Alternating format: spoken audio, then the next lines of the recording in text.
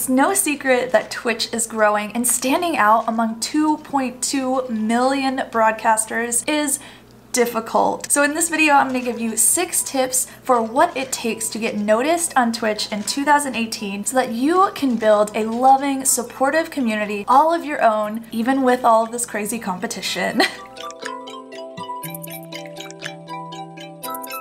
What's up, streamers? It's ashnichrist, and welcome back to my channel where I teach you to pursue your dreams and learn to stream. If you are new here, if you are a live streamer that is trying to figure out how to grow a community, whether that's on YouTube, Twitch Mixer, wherever else, feel free to hit that big red subscribe button down below. You're gonna get 4 videos from me every week about topics that will help you do just that.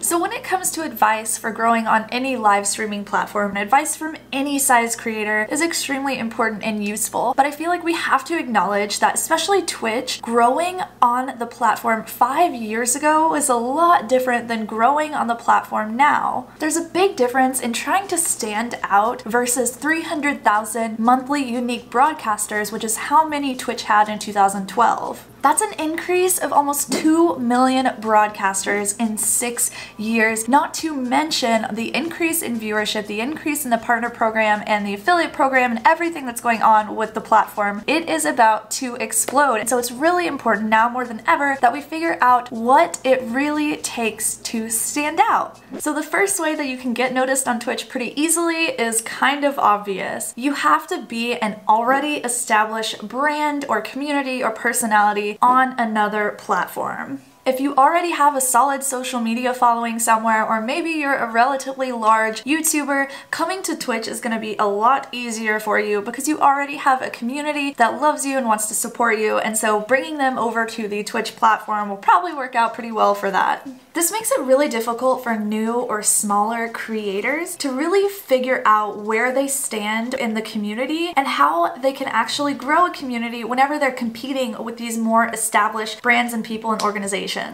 But this also shows us why it is so important to be growing our brand on every platform that we possibly can. So if you are streaming 7 days a week on Twitch, but you are ignoring going live on Instagram, hanging out over on Twitter, or interacting with people on YouTube, that may not be the best strategy anymore. Growing your community on multiple platforms can ultimately feed back into your main platform, whether that's Twitch or YouTube or whatever else, and grow your community even faster. The second way to get noticed is by producing niche or new types of content. I have a really awesome video where I talk to you a little bit about what it takes to find your niche and find your value. I'll make sure to leave a link for that up here and down below in the description box. But niching is so important. This is something that YouTubers figured out years ago, right? They know that finding a niche and finding that kind of idea that you are the poster child of is something that you have to do to be able to stand out on YouTube. It's becoming more and more important for us to really find a niche for us to stand out in.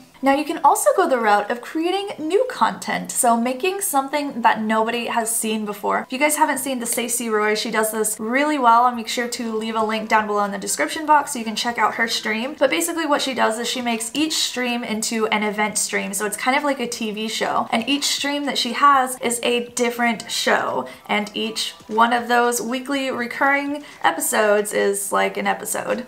So there are ways and things that we can do, other media that we can bring into the Twitch platform to really stand out as creators, whether that's making something like a TV show or a movie or podcast, whatever you can do to bring other styles of content to the platform to help you stand out. My third tip to growing on Twitch is to build a metric load of friendships, aka networking. Basically what I believe is that traditional networking in normal business environments is totally fine, but it doesn't really translate well into the Twitch platform. I believe that what we need to be focusing on as creators on Twitch is making a lot of friendships. Those just get you so much further and really get people more invested into your content and the success of your community. So that way when they see success, they're so happy for you because they were part of it and they believed in you, and it wasn't some some kind of competitive businessy environment. Now, I'm not saying traditional networking won't get you anywhere and that it won't help you at all on Twitch, because it definitely will, but to a lot of people it can come across as scummy. And if you're trying to get people invested in your community, if they think that you're scummy or they think that you're just too attached to the business side of what they can give you instead of you actually caring about them as a genuine person, they're a lot less likely to be invested in you and your success and your content and to kind of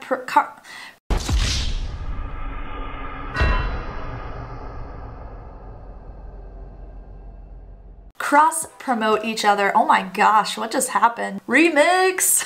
Now, it's not just enough to have a bunch of friends, because just because you have the friends doesn't mean that they're gonna be invested or interested in your content at all. You need to collaborate with your friends, especially if they are other streamers. Collaboration is huge, and it's really the thing that sets channels apart whenever they are struggling with viewership. So once you bump out of that smaller viewership level of like 0 to 15 people, to get yourself out of that mid-range hump and to jump into more partnership levels of viewership, it takes collaboration. It takes working with other creators and co-streaming with them or making videos with them or doing something unique with them that people have never seen before. Collaborating is also really fun, and it can be super easy to do. All you have to do is choose someone that has a similar audience as you, that has a similar kind of vibe as you. You can brainstorm the content idea together, or you can come up with the idea and kind of pitch it to them. Whatever you have to do to get more people involved in your content, because what happens when you start collaborating with other creators is that your viewerships start to get to know each other, and they build an even larger community that attracts even more people to it.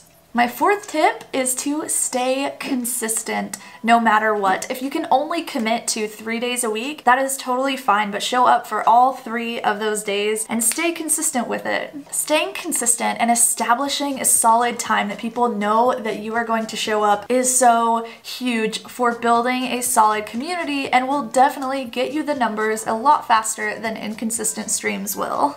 My fifth tip is to use event streams. Now, it's usually pretty common whenever streamers find Twitch, they're newer or smaller, they think that they just throw a whole bunch of time into the platform and that's all that they have to do. But their content is also the same thing over and over, so it tends to get repetitive and stale for viewership. If you really want to stand out, learning to work with the natural human fear, it's called the fear of missing out, aka FOMO, is huge. And this is why event streams are so important. Whenever you see people that are having events, maybe they're doing like a special subscriber event or they're celebrating a milestone, that is just a celebration of the community that they've built, right? It's exciting and it's awesome. And whenever you get to see that later in social media or highlights or in YouTube clips, it inspires you to come back to that person's stream to help them achieve new goals so that you can have another fun event stream like that. My sixth tip is to have a personality that makes an audience want to get to know you. It seems really simple, but it's pretty mispracticed. Unpracticed? I don't know. So if you're just sitting there in front of your computer and you're playing games and you're not really talking to chat and you're just kind of monotone, people are less likely to care and be interested and get involved in your channel as opposed to you being your genuine, authentic self and talking to them and getting to know them more as people. You don't have to be on 100 at all times to be able to grow an audience. You don't have to be super hyper, super funny, super just on point at all times, but you can be yourself. If being yourself means that you're more chill and clever and you hit people with your wit, awesome. If being yourself means that maybe you are hyperactive and you like to yell at games, that's fine too. But being genuine and showing more of your personality and your beliefs will help people want to get to know you more. Let me know what it is about your personality that makes people want to get to know you. And if you're new here, slap me on the face right below this video for videos every Tuesday, Thursday, Friday, and Sunday on how you can pursue your dreams and learn to stream. Or you can just hit the big red subscribe button down below. There's also another video for you to check out to the side. And I'll see you guys in the next one. Bye!